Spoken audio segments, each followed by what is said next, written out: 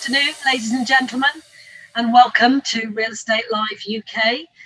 We are in Liverpool this afternoon, and we're going to be hearing about the dynamic place that Liverpool is from our panellists. We've been already this morning in a number of places, starting off with a great opening panel for the UK. Then we've been in Waltham Forest. And we will be moving on to other places. We've also been in the City of London this morning, but right now we are in Liverpool and we're delighted that you're able to join us. Before we get underway, I just wanted to share some housekeeping notes with you. I'm sure many of you are au fait with how Zoom works now. We're all living in this little place at the moment on these screens. But just in case you don't know, we do really want to encourage those of you that are watching us this afternoon to take part, and you can do that a number of ways. You can chat to us using the chat function. So if there's any comments that you want to make on things that the panelists are saying, or maybe links that you want to share as examples of maybe activities, regeneration projects that you're involved in, that would be great. And you can also ask us questions using the Q&A function. If you put your question into that space on the toolbar, either Kevin or one of the panelists will answer your question at the appropriate time. Now, also this afternoon, we're going to be running a poll, which I'm going to launch now. And effectively, what I'd like you all to do, those of you that are watching, is to just take a few moments to answer the poll. And the poll is asking you what you think the most important factors currently are in unlocking development and ensuring the continued strength of the UK as a real estate. And you've got a multiple choice option. You can choose investment in transport infrastructure, investment in technology and digital, building a carbon zero sustainable future, investment in innovation via grants, enterprise zones and similar structures, FDI and inward investment promotion, or the delivery of housing. So some multiple choices there for you to consider. We're conducting this poll at the beginning of all of our sessions this week. We've got over 25 sessions, and at the end of this session I'll update you on what you've all said, and also at the end of the week we'll be able to share those results across the whole of the UK with everybody that's got involved. So without further ado, I'd like to ask our chair of this panel, Kevin Marriott. Kevin Marriott is from IPSX. And for those of you that don't know what IPSX is, I'm sure you all do, but it's a brand new stock exchange for the real estate sector, which sounds very exciting. I won't steal his thunder. Kevin, over to you this afternoon. Well, thank you very much indeed, Catherine. Are we able to take away the poll now? We can close it. Yep, certainly. Very good. Okay. Right. Are you sharing results, Catherine, or is that for later? I can do that later. If you want to carry on, that would be great. All right. Thank you very much. Is the poll going to disappear? It's up on my screen at the moment. I think yes, it can do. It's gone from my screen. Okay, I shall just reduce it from mine so it's not in my way. Great. Well, thank you very much indeed, Catherine, for the introduction. Yes, good afternoon, everybody, ladies and gentlemen. Welcome along.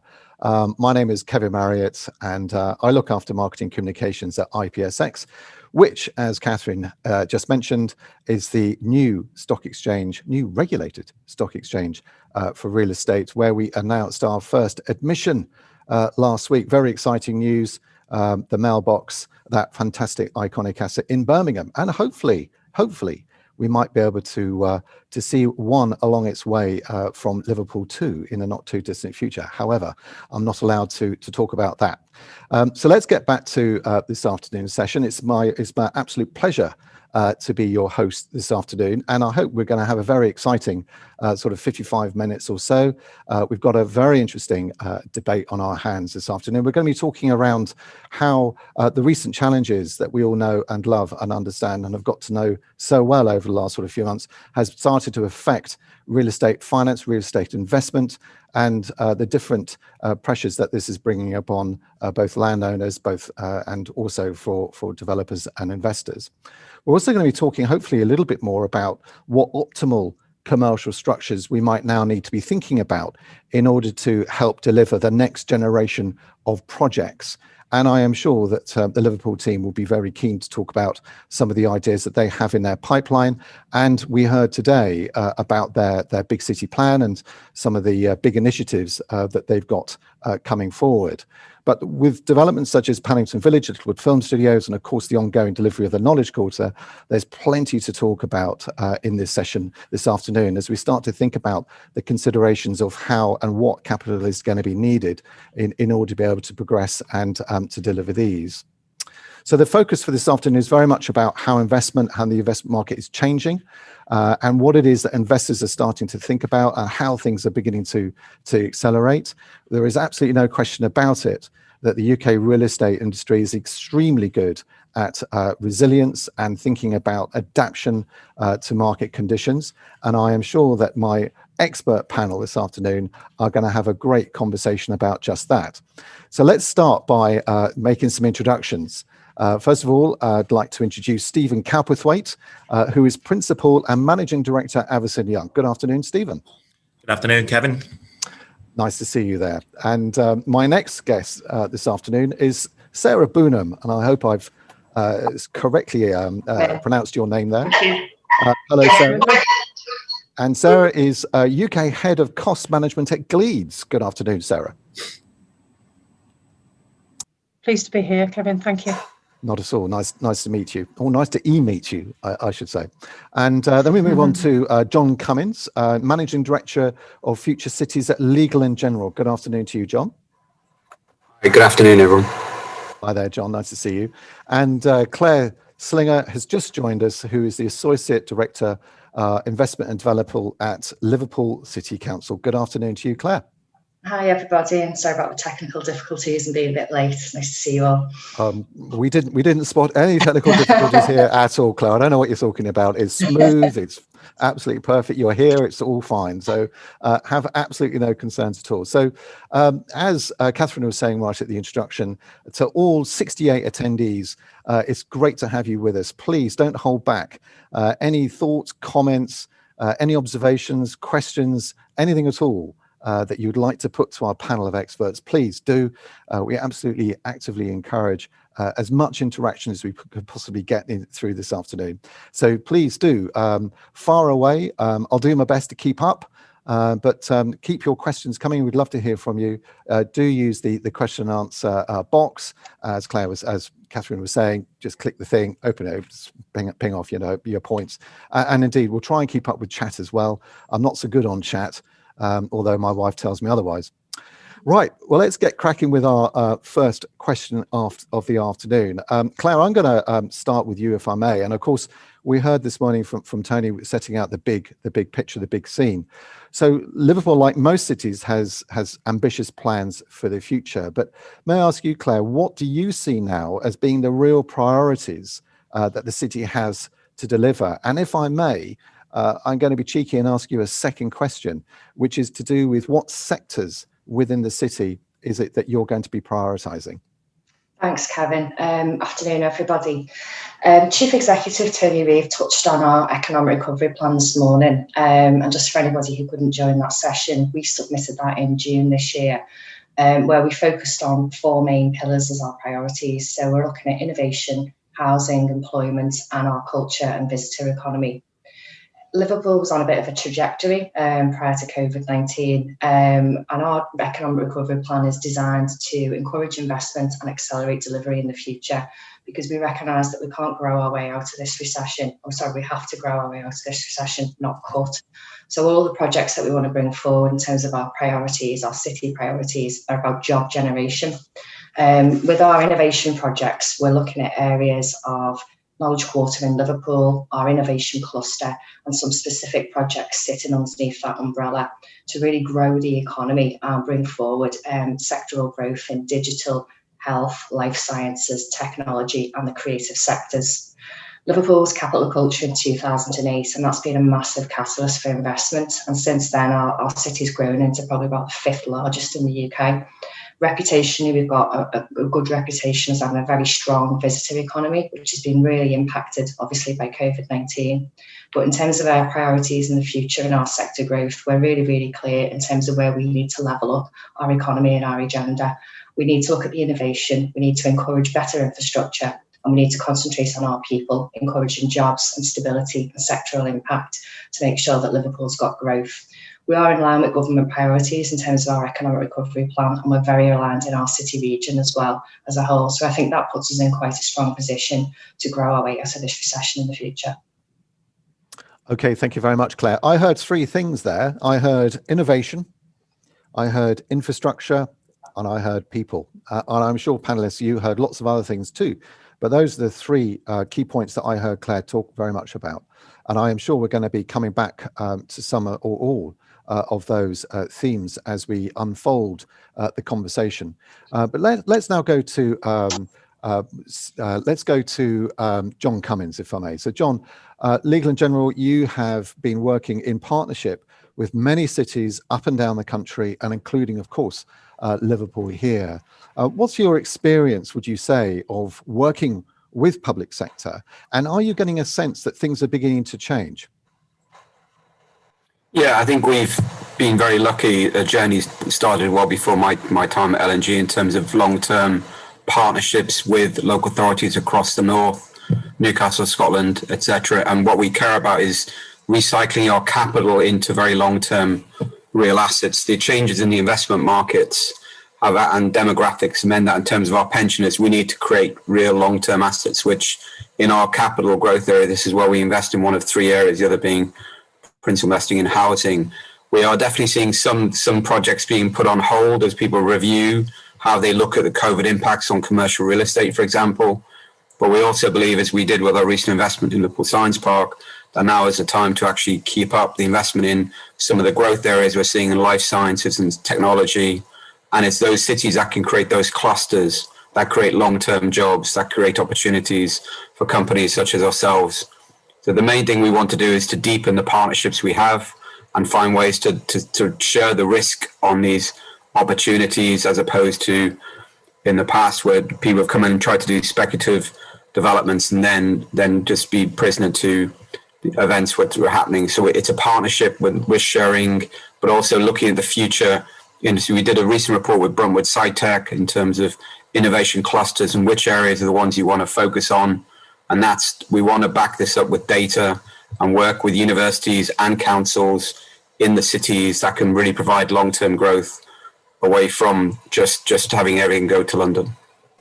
Okay, thank you, John. Well, I'm sure we'll come back again to some of these topics that you were starting to talk about there, such as the clustering. And as we know in real estate, everything is about location. Everything is about location. Everything is about creating location. Everything is about creating location. So I am sure we'll come back to some of those themes as well. And thinking about these, structural shifts that we're seeing in the market at the moment. And Sarah, if I may, I'm going to come to you next to talk about that. And then Stephen, I'm going to ask you to come in as well. But when we look across options that are in front of us, we know that we've got land sales, we know that we've got private commercial borrowing, we know that we've got, Public Works Loans Board, but of course we've seen an awful lot of activity all around that. We've seen joint venturing, an awful lot of that going on, but we need to keep thinking about innovative ways of raising finance. And of course, IPSX, we've got some ideas as to how a new stock market can help in terms of creating and delivering equity around this. But Sarah, from your experience, talking to us from a Gleeds point of view, how are you seeing the shift and change happening around the structuring, particularly now as we're transitioning into this sort of brave new world that we're finding ourselves in? Are you beginning to see a change in approach, perhaps? Yes, I think it's a fair point, Kevin. I had the privilege over the last 25 years plus, shall we say, of being involved in the formation and delivery of many town and city centre regeneration schemes on a very large and a very small scale, all the way across the UK. So truly understand the challenges they presented at the time, the changing scheme composition, and more importantly, the need to modify that somewhat out of date and no longer fit for purpose delivery model. So I think prior to the COVID world, we were seeing our towns and city centres change massively. We talk about the live, work, play environment. I think the most important thing that's become evident to me, in the last 5 years, that we need to be more innovative as a group of people in real estate. We need to stop relying on a blueprint and we need to stop relying on the out-of-date delivery model, and by which I mean the private sector coming in to deliver public sector schemes, risk transfer, total reliance on the bottom line, which is all too important in the appraisal, and creating little insular parts within our towns and city centres. If we want truly integrated cities, which is what Liverpool has absolutely created, it's diverse. I've never seen a city that is so dynamic. It's business, it's tech, it's culture, it's leisure. And if I just go back to, how that was created, for me, Liverpool has changed massively since the days when I used to visit when Liverpool One was being constructed. It has gained so much, and the fact that massive £1 billion investment by Grosvenor, so a private sector investment, came at the same time as the City of Culture title, really paired up the public and private sector together and kick-started everything for Liverpool. But if we look at how Liverpool has grown, and as Claire said, Liverpool was on a high post-COVID. The investment that's gone in there, both public and private sector, but it hasn't delivered what everybody else delivered. It looked to be unique and creative, around the ports, and then we went to the tech, and then we became a business heart. We kept our retail heart, we kept our cultural piece, but it didn't look to drive something that was false. It looked to build upon the USP and create further. And I think that's the most important thing in driving investment, whether that investment comes from the public or the private sector, here in UK, or inspires the overseas investment pot. I think we need something that sells our story, and we need something that is unique. And for me, certainly within the UK, we're seeing an awful lot within the town and city centre world of central government intervention by necessity, realising that some of our urban centres are decaying. And I guess prior to COVID, that was the levelling up created by the Future High Street Fund, the town funds. I guess for the next wave of future high street funds, or whatever central government will come up with to support us, it will be really interesting to see whether that levelling up changes, whether some of the big city centres like Liverpool, who haven't tapped into that. I know that there's outside areas to Liverpool, there's Buckenhead, who have tapped into that, and St Helens in terms of town funds, but looking to see how central government actually support investment, joint investment, partnership investment going forward in continuing to drive the success of cities like Liverpool, rather than leaving it to themselves, because naturally they've been so successful.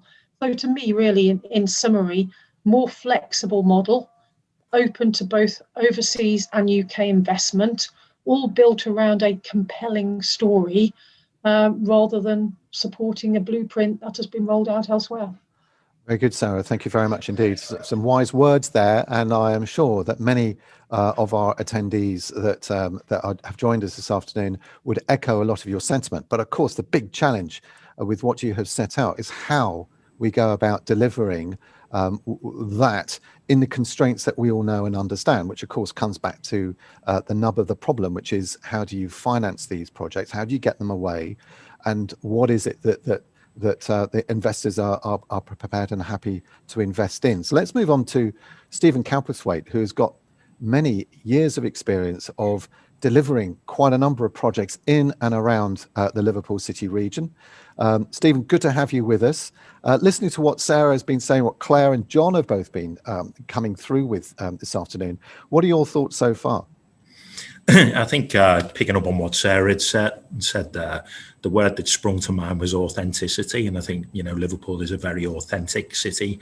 It's very different, and we certainly don't go around doing things the same way as others. But, every city can talk about key sectors for growth, be it life sciences or health or digital creative. But, to a degree, what they haven't got is that cultural experience that Liverpool has got. It hasn't got the waterfront, which is, of course, is the envy of pretty much every every other city, certainly in a UK context.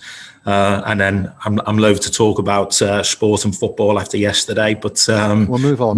Mention it, we will, that, you know, plainly that, you know, in the wider context of, you know, the Open, the Grand National, then the city and the region has these things in bucket loads. So we are very, very authentic. And I think, you know, picking up in terms of the finance and funding conversation, and ultimately they will follow the market. They'll go where there are investable propositions. And again, you look at Liverpool and those key growth sectors. What we're not doing is trying to build a city and a region on, you know, an homogenous identity, but focusing on what are the absolute key strengths. And again, you look at LSTM, School of Tropical Medicine, which amazingly still kind of hides its light under a bushel in some contexts in the wider national picture, but it's absolutely global, leading at what it does. And there are other institutions in the city that do the same. I think we'd all agree, I am sure all the panelists would agree with me, that Liverpool is a unique destination, a unique city, and has some huge characteristics about it. Its resilience, I think, is probably world class. I don't think I could probably mention a city that has fought its way through and challenged its way through and led its way through some incredible challenges over the last 20, 30 years. A fantastically resilient place, absolutely no question about that. Claire, I'd like to bring you back into the conversation, if I may, and I'd like to move us on. It was something that Sarah is beginning to talk about, and John, I'm going to come back to you, if I may, to get your view on this too. But I get a sense that as a result of what we have all lived through since March, there is a real change and a shift here in the way that we are approaching the use of real estate, both from a corporate occupational point of view, clearly from a retail and shopping point of view. We've seen this massive boost to online shopping. Of course, from a real estate point of view, that's affected what has been happening with distribution logistics. We've seen values shoot up as demand for that warehousing and logistics space has gone with it. But some might say to the detriment of what's been happening in retail centres. Claire, from your point of view, this issue around flexibility and being able to think about plans and to be able to adapt those plans, what's your thoughts from a city point of view in terms of adaptation to what we're now beginning to see in terms of this new way of using space? Yeah, thanks, Kevin. There's so many things actually that the other panelists have touched on there in terms of Liverpool's diversity and its USP. But in terms of moving forward and how we intend to grow our city, you know, we're in the middle of a pandemic at the moment, and it is a huge challenge. In terms of corporate occupancy, I've got a great level of sympathy with large corporate landlords and occupiers who are having to make really, really difficult decisions in a time when they don't have all of the facts to hand as to how this is going to particularly play out. So in terms of flexibility, I think what we need to create in Liverpool are the right market conditions for investment, but I think we've got to be open as well to having a kind of a blended city where our housing, our labour market, our transport and our infrastructure creates the right opportunities to be flexible moving forward, to give people the opportunity to invest when they need to for what they need. We've all seen mass occupiers actually pausing for looking at requirements. Those who are involved in long-term leases might take a different strategic approach when that occupancy comes to an end. I think what the city council's role in the city, and I think the role of local government's actually been massively boosted by the pandemic. I think it's been really, really clear that we need to support our households and we need to support our businesses. And it's up to us to create the right market conditions and play to our strengths with a level of flexibility, because we understand our city actually the best out of everybody. And what we're looking for from central government in terms of moving forward is actually the ability to be empowered and lead on economic and opportunity, to create that stable growth environment, but also to capitalise on our strengths and our opportunities, and to get the shovel-ready projects that we've got ready at the moment out of the ground, because that is really, really important. There is a level of flexibility about how we see future growth. But in Liverpool at the moment, our economic recovery plan was about what needs to happen next in terms of those outputs and outcomes to take our city to that next level. And we haven't taken our foot off the gas on that at all.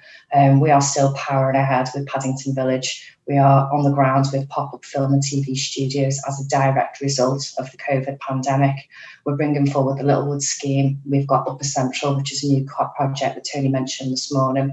And we've also created a flexible environment in a cultural respect in terms of our hospitality and our leisure sector.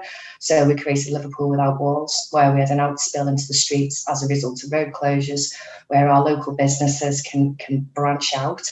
And we're taking that into the winter months as well to ensure that the hospitality industry can continue. So I think it's actually about adapting the way you work really, really quickly and having a quick response. And in terms of understanding how we move forward, it's also about the bigger picture stuff. So John mentioned before about Science Park. You know, during the pandemic, we completed a deal on Scientech, which is a company specifically owned by the council, the universities, and Bruntwood Scientech, backed by L&G.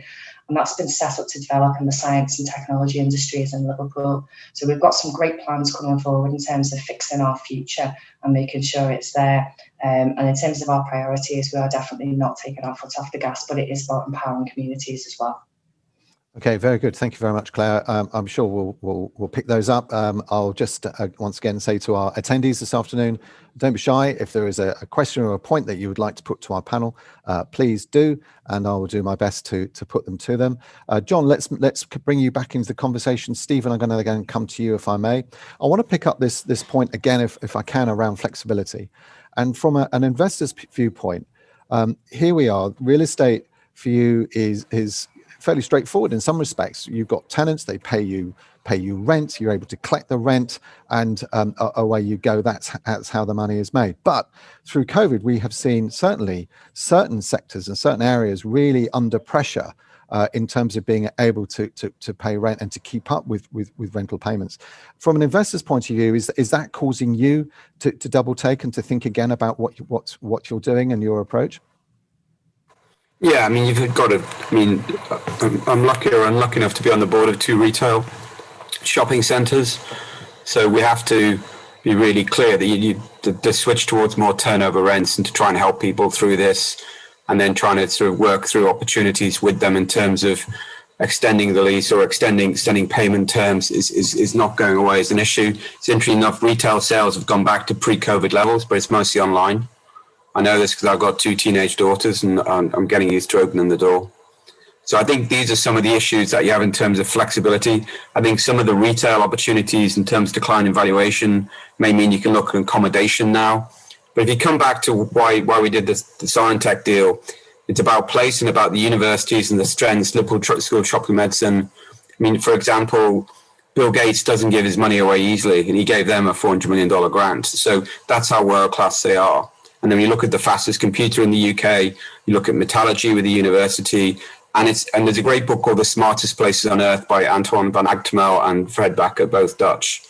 And they compared Maastricht, Akron, Ohio, Malmo, and the Rust Belt cities. And when the cities that recovered from these opportunities, these issues, had convening ability with the council, with the university, with private investors, and they had specializations in innovation of clusters. And that brings the higher quality jobs and the graduates who stay, and then you can build it. And that's why we're attracted to Liverpool. The flexibility comes from, again, there's an interesting report just out from Barclays on the future of home working and hybrid working, where they talk about potentially 15 to 20% reduction in commercial requirements, but that still means you have to be more flexible in the platforms you have left to meet that common working, co-working. At the same time, people want to be next to the clusters of innovation. And what we need to do is help build cities outside of the Golden Triangle of Liverpool, Oxford and Cambridge to give opportunities where you can actually northern shore, bring jobs to the north and really create these longer term ability to withstand shocks, as we're about to find out with Liverpool next game, in terms of withstanding the shocks.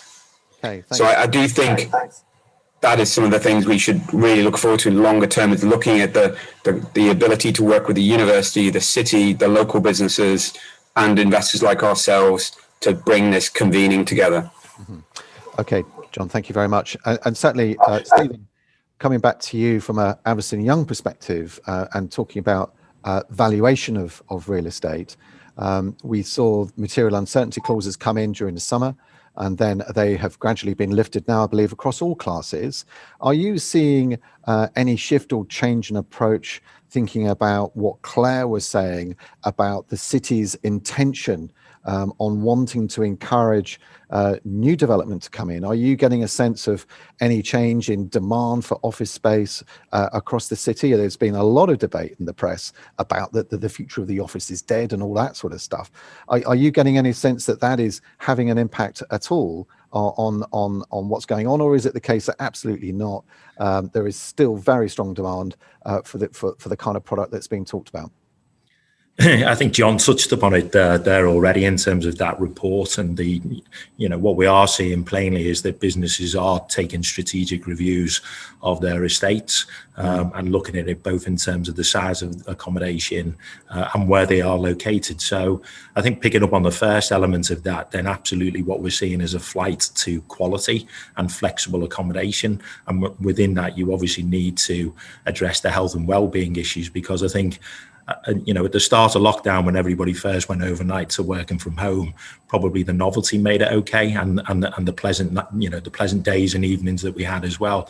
But I think from a mental health perspective, then long-term working from home isn't a solution. So what we are seeing really is people wanting to move more towards a hybrid model, where you would still have quality office accommodation where your employees can come together and collaborate, and therefore you need good collaboration space within your building. So it's quality, and obviously that then comes back down to, from a valuation perspective, that the old adage of location, that's your first one, but also the quality of your building and the tenant. So I think that's key. And then the second point is then looking at the attractiveness of regional cities over London as occupiers start to potentially look to, again, picking up on John's point about north shoring, potentially relocating, etc. Well, when you're doing that and you're looking for the right environment, the right city to locate, then Liverpool, with its cultural offer, with the housing that it has, it ticks so many positive boxes, and I think that's what we have to articulate as a city and as property consultants to that occupier market, is that come here, this is a great place for your workforce to be. Yeah, very, very much so. Okay, thank you very much. Now, panel, we've got some questions that have started to come into us. Clearly, the post-lunch warm-up is beginning to happen, and people are beginning to get revved up by our session. This is good news. We're getting some questions. Right, panel, here we go. I'll give you our first question of the afternoon. As the perception / reality of risk is a key influencer on the investment decision-making process, and also on the cost of investment, what would the panel do to reduce local risks for developers and investors? Oh, I love this question. This is brilliant. Right, panel, I'm going to give you all a magic wand. And with your magic wand, you can do one thing, and that is to make this possible. So, Sarah, I'm going to come to you first with your magic wand. What would you be doing to minimize risk and to encourage further investment development? Claire, I'm going to come to you second. John, as our big practitioner in this area, are going to come to you third, and lastly, Stephen. So, Sarah, hopefully that's given you a few seconds to moderate, to put some thoughts together around this, and your magic wand. You're just on mute there, Sarah. So, there we go. Lovely. Even better, thank you. Not at all. For me, it's very, very simple. It's on certain key pieces of investment, the wrong decision is to offload to the private sector, as we always have done. In de-risking schemes, there's got to be some interaction with the public sector, and I think that is the key piece in de-risking. And I look at some of the examples of city centre redevelopment that are ongoing at the moment, where the local authorities have taken that whole risk of huge plots within their city centre themselves, such as part of the city in Sheffield. And in that one, they've kept the whole of the development risk. There is the hybrid model where that is better shared. And I think the attractiveness of that is the sharing of risk to the private sector, public sector being able to borrow at lower rates, and what does it mean to the population and the catchment and the stakeholders? It means they get to have control on not only the imminent plot that is being considered, but we go massively beyond the red line, which is so very important because, as I said previously, the private sector, who by necessity tend to focus on the red line, because it is the bottom line in the appraisal that matters. So I think by sharing of that risk, you can open up the development potential of what may be one individual standalone plot, and share that risk and share the love of that development across a wider area, across your city or town centre. Okay, so Sarah, your magic wand is sharing. Love it. Very good. Okay, let me come to you now, Claire, if I can, from a city's perspective. What are your thoughts? Okay, thank you. If I was given a magic wand, what would I do? Apart from change the football result from last night for Liverpool. Can't do that, I'm afraid. You can't do that. We are resilient. We are resilient. The real challenge in the public sector is obviously from a funding perspective as well, but central government funding has been rapidly reduced in the last 10 years. So we've had about 450 million cut from our budget in that time. That massively impacts our ability to not only directly deliver, but to facilitate in projects as well, where intervention is required. So it's quite simple. I agree with Sarah and her approach. In terms of shared risk, I actually think almost as well, there's an expectation on the public sector sometimes to completely de-risk projects. So what I would like to see is obviously more prioritisation from central government going into our finances to enable us to deliver in our local areas. That's really important. But in order to de-risk it for investors and developers coming to the city, it's about shared risk and putting some skin in the game. So we need the gravitas to be able to demand and drive investment going forward. But I also want it to be recognised that it is about partnership. I think that's a great response. Thank you very much indeed, Claire. And we must talk to you about IPSX one day, about what we're up to. Anyway, let's move on to John. John, you are a seasoned practitioner with this, and I am sure you've been on both sides of the table many, many times where you've been looking at projects, you've been looking at this kind of issue. What are your thoughts? What's your magic wand here? I think in the current environment, with the uncertainty over COVID's long-term impacts on retail as well as commercial real estate, it's imperative that there is some risk sharing. But at the same time, where you got a private sector public partnership, which had, for whatever reasons, and I'm not going to get into the controversy, but the PFI model is not what I'm recommending. What we need to do is have shared skin in the game, and that enables ability to create these innovation clusters and these job opportunities from very high quality jobs, because it's the high quality jobs that actually are going to create the long-term growth based on the very unique opportunities Liverpool cities and university have. But it comes back to this shared risk where you can get a lease for part of the deal and you'll do the other half, then that's something which is, and then people benefit from this longer term. And it's that shared risk, because at the moment, quite rightly, a lot of investment committees from very major institutions are looking at these opportunities saying, well, do we really have a crystal ball to know exactly that some of these retail centres are going to keep on prospering? Or you've just seen major cinema chain shut down completely. Yeah. And then what are the major trends? When you read some of the research I've just mentioned, the point is to have hybrid models, and for that you need hybrid solutions with real risk partnerships and sharing, not where the private sector benefits best and you socialize the losses. I was previously in a bank for a long time, and one of the reasons it was so enraging to many people who bail the banks out is the losses got socialized and the profits bonuses didn't. And I've got a lot of sympathy with that. Any future model has to be skin in the game for both the city and the local authority, as well as the investors. Because at the end of the day, the investors are the pensioners from those very same cities. I think that's very, very true, and I think I would certainly agree that I think one of the ways forward is to think about this equity model, and to think about how value is being created and shared, not just amongst the commercial entrants, but also the community. I think there's much to be learned about distribution of that wealth back out into the greater community. The community can also enjoy the commercial benefits of what is going on in the city and in the place where they live and where they work. And I think that's something else that we're seeing. And before COVID came along, the big word was all around ESG investing and investors getting very much into the whole social value of what their investment was about. And I am absolutely sure that we're going to see that bouncing back. However, I'm going to let Stephen come in with his magic wand and tell us about what he would do. I think we're all agreed in terms of shared risk rather than transfer of risk, Kevin. And in a Blue Peter type moment, for those of you old enough to understand what I'm meaning here, the survey that we did earlier in the year with jointly with Pinson Mason looked at modern partnering and what were the key ingredients to a successful modern partnership, and certainly strong leadership and a clear vision at the outset was critically important from that context. Having the right team to deliver the results. Secondly, preparation before you actually go to market, so that you've got a very clear objectives and a deliverable and viable opportunity to take to market is key as well. And I think as a part of that, having outcome-focused partnerships so that you know what both sides are getting out of any partnership is fundamental.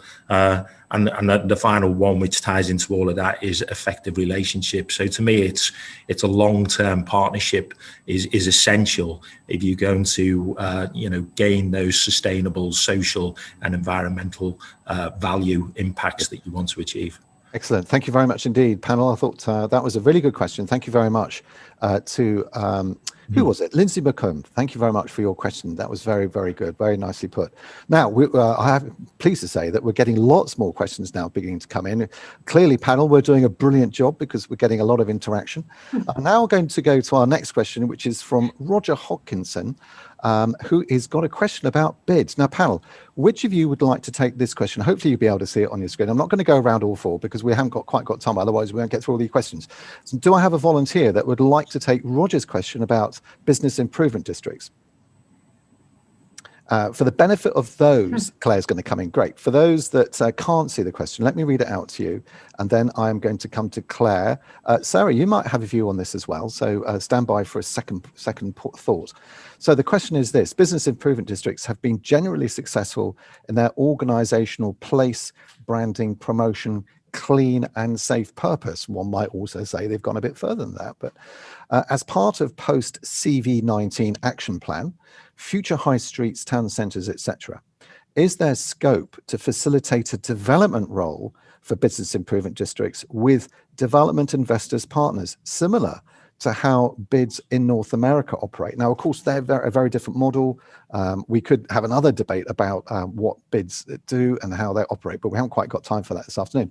But the question is this: could we expand bids to take more of an active development role? Claire, your thoughts? I think the first thing you said there, Kevin, about it being a different model is correct. I mean, the bid in Liverpool is not for profit, and we have about 1,500 levy payers who submit to that bid every year. They concentrate on improving the environment, animating our areas in our city centre, improving connectivity and supporting our local businesses. So in terms of their role, it's absolutely intrinsic to the development of the city centre. I think it's certainly possible to look at that North American model and bring that into the sphere. I think what we'd have to do, though, is probably remodel our bid in the first and foremost instance, because it's a not-for-profit at the moment. So that would look something very different. But if it had development and investment support sitting behind it, it'd be certainly something that we should definitely look at in Liverpool. Okay, thank you very much indeed, Claire. It's going to be looked at, Roger. Let's go to Sarah. Any thoughts, Sarah, before we move on? Just on mute again there, Sarah. There we go. Right. I mean, realistically, anything that allows additional services to be delivered to local businesses is brilliant. I think getting local businesses involved in local activities and both allowing the local business community and local authorities to work together to improve the local trading environment and the context has got to be a major aim. I think for me, taking the concept forward of what a bid gives to you. It is pulling more stakeholders together that have a direct say want to have a direct say in the future. That's where we've failed too often in the past by some outsider flying into our area, hoarding it, knocking it down with a degree of arrogance. So I think anything that in getting local buy-in and driving the vision and driving the service that supports local businesses in the local area has got to be admirable. Okay, and for those callers, attendees rather, I should say that Sarah has been struggling with her internet this afternoon, so that would explain why she comes in and out a minute. Stephen, I think you wanted to come in? Yeah, just very quickly on that one. I think covering the point about future high streets and town centres, etc. It's great having that government funding coming in, but we need more than capital funding to sustain our town centres moving forward. I think the government starts to need looking at a longer term sustainable approach to how we fund. And I think the other key thing for me is absolutely, and I think picking up on what Sarah said, is community. You have to have the community engaged in the shape of your town centres going forward and make it relevant to them. Okay, very good. Attendees, you have 10 minutes. This is your 10-minute warning before we have to wrap the session up. So if you have any thoughts, comments, questions that you want to put to John, to Claire, to Stephen, to Sarah, or indeed to me, please use the time that you've got left. We've got 10 minutes remaining. So it's your 10-minute warning. And I am also going to give the panel a warning too, that towards the end of the session, I'm going to wrap up by asking for your closing thoughts and your concluding remarks. So if you could have some thoughts ready for me for that, that'd be great. We'll probably do that at around about 5:02. So for my 72 attendees, we're going up in number. Don't leave just yet, because you want to hear what they all have to say at the end of all of this. So let's get back to the conversation. The questions are piling in now. Right. We have a question here for Sarah. I hope hope you've managed to have a look at this. This is from Lindsay McComb, and Lindsay writes, in the current environment, does the Liverpool footfall statistics arising from recent retail investment over the last 10 years give a better comparator against the rest of the UK? Now, I'm also going to probably bring Stephen in on this, because he knows a little bit about what's been going on in the retail sector. So Sarah, if you wanted to kick that off very quickly, I'll then come in to Stephen. Yeah, okay, hopefully I'm less Dalek-like this time. Yes, I think, really, really fair question by Lindsay. Yes, in the last 10 years since Liverpool 1 opened in 2008, its footfall has increased by nearly 53%, so I believe. And it contributes 3.3 billion to GVA, which is fantastic, and attracts 29 million visitors a year. Now, they're not just visiting the shopping centre, they're visiting the city and offering everything the city has to tap into. But more importantly for me is what's actually happening now in Liverpool in terms of footfall.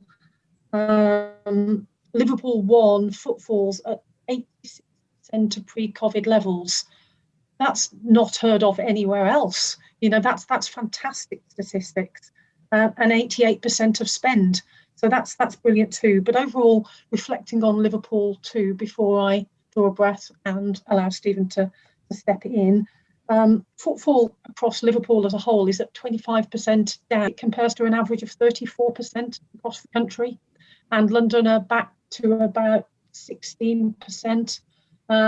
So 16%. Of the level prior to COVID. So comparing all of that, Liverpool is doing exceptionally well. So it says something about the city and what it still has to offer, and the city isn't as scary as some others to visit. Not at all. Let's go to Stephen. Stephen, thoughts on that? Yeah, back that up totally. I mean, last week, Avison Young launched its UK Cities Recovery Index. So we looked at London and the big 9 cities, and Liverpool did score very well in terms of the recovery that it has had. We've always been a resilient bunch in the city, but certainly Liverpool 1 as an open streetscape shopping centre has contributed to that. I think compared to other cities with enclosed shopping centres then playing plainly it's a more attractive environment in a COVID world. Yeah. But also, I mean, the recovery index uses a whole range of sub-indices. And I think, the port activity has remained very, very strong and in fact is growing. So there are new lines have been announced over the course of the last couple of weeks to Europe. And it's a Western facing port looking out to America, which is obviously important from a Brexit perspective. So I think, the city's shown remarkable resilience.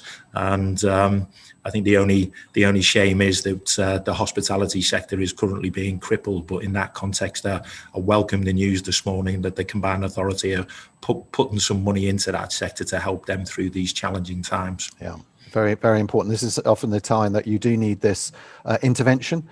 Just in the short term to get over these kind of issues. It's often their way, and we've seen the Chancellor Rishi do a lot of that. But of course, there's always going to be areas and sectors that you're not going to be able to reach. It's always the way. You can't do it for everybody, but you can do it for the majority. Now, we're getting lots more messages coming in. Clearly, panel, you are enthusing many of our attendees to get scribbling and to get writing. I'm not sure I'm going to get through all of these, but here's a fascinating question. Let's take this one next, if I can. And this is talking about change.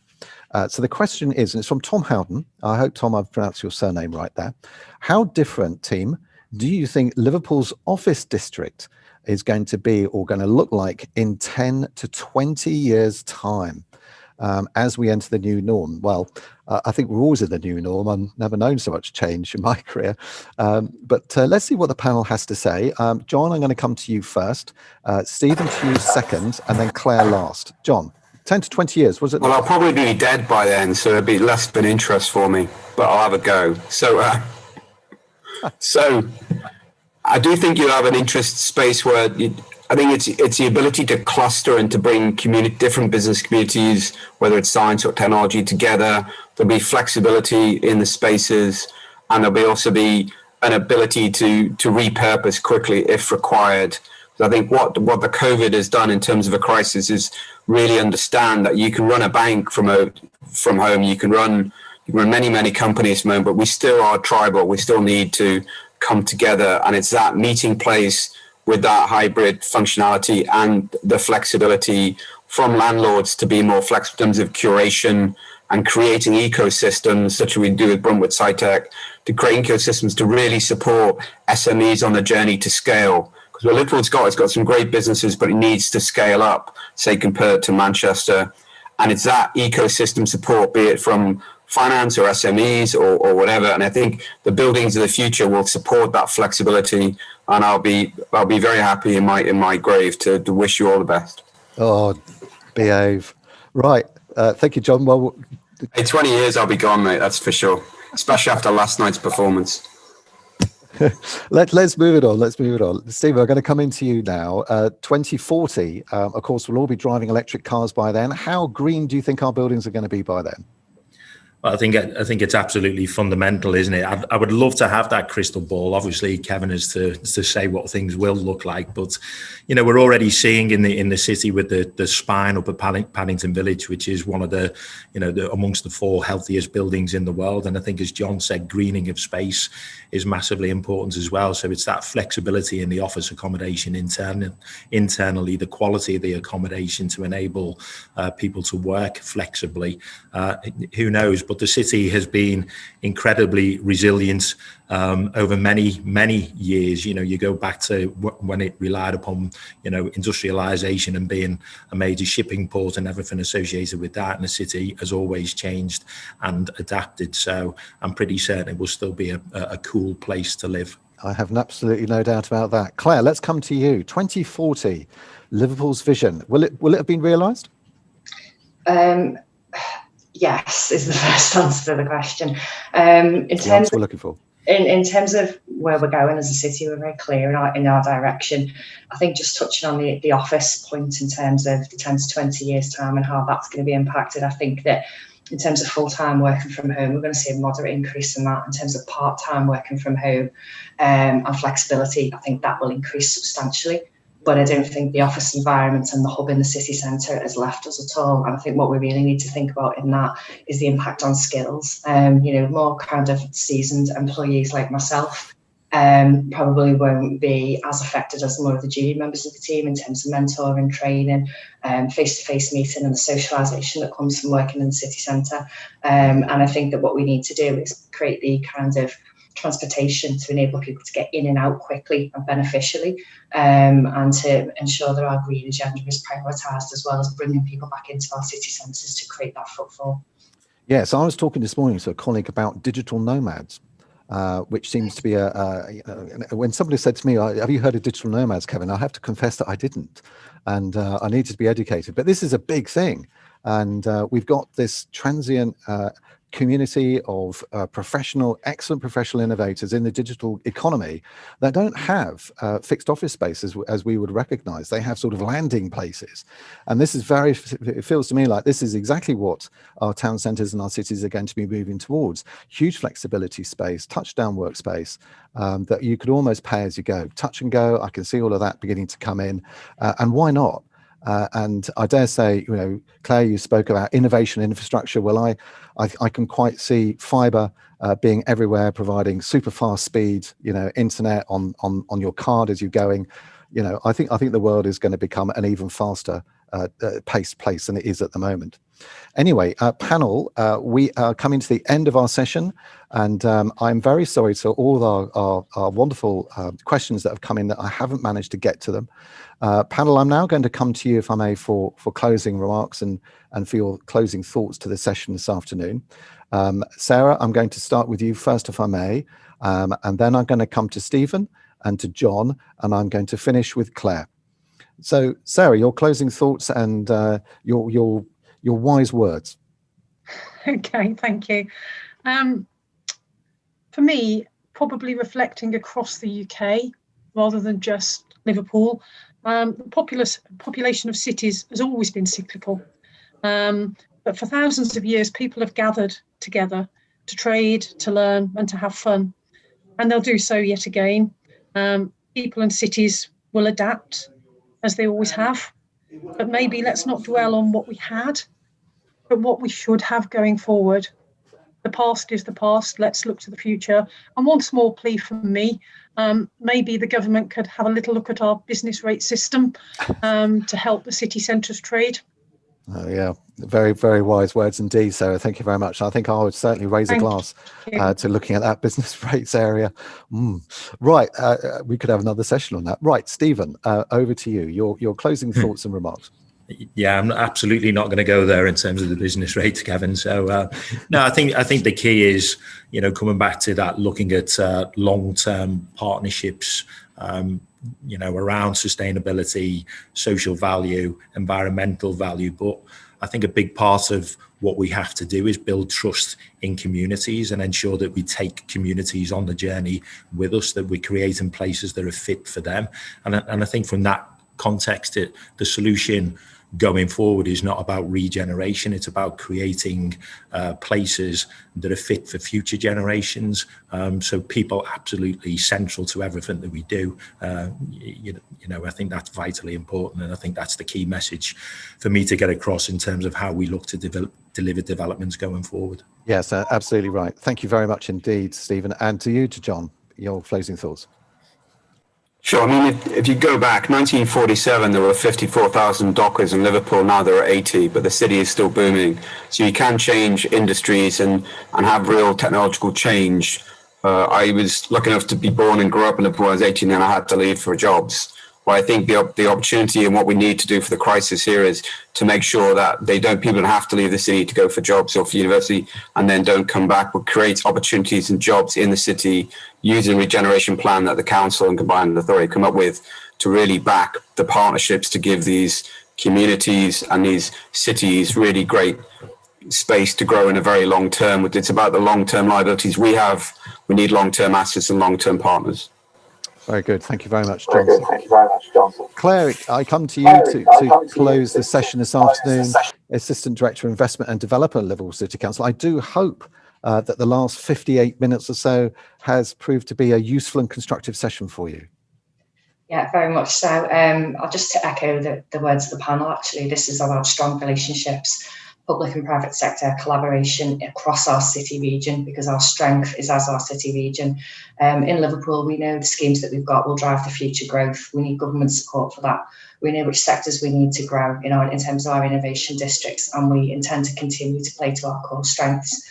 As well as the projects that we kind of touched on today, there are a number of investment initiatives that we have in the city, concentrating actually on the North Liverpool area. So anybody who's interested in the stuff that we've covered today or any new investment opportunities, please don't hesitate to get in touch, because Liverpool's open for business. Great message to finish the session on. Thank you very much indeed. And to Catherine, who I'm sure is going to be rejoining us, I do apologise. I am 1 minute over. It just closes for me to say thank you very much to all 62 attendees that have held all the way through the session. We didn't drop one attendee. So thank you all so very much for hanging on in there and joining us. Thank you to Sarah. Thank you to Stephen. Thank you to John. And a very big thank you to Claire. That's it from me. My name's Kevin Marriott at IPSX. It's been an absolute pleasure. Thank you very much, Kevin. It's been a really valuable hour of conversation. And just to remind everyone who's watching, there are more opportunities to pick up these conversations. We are now heading straight away down south. We're going to South London, to Croydon, where we're going to be talking about partnership, how the planning proposals impact regeneration. And then tomorrow, we've got another packed agenda where we're talking about many, many more subjects. So please join us again. Just to briefly share the poll results with those of you that are still with us. Probably unsurprisingly, we pretty much maxed on 27% across the three areas of transport infrastructure, technology, digital, and carbon sustainable future. So those are the three top headlines for today. Thank you all very much for joining us, and we hope to see you at a future session this week. Thanks very much and goodbye.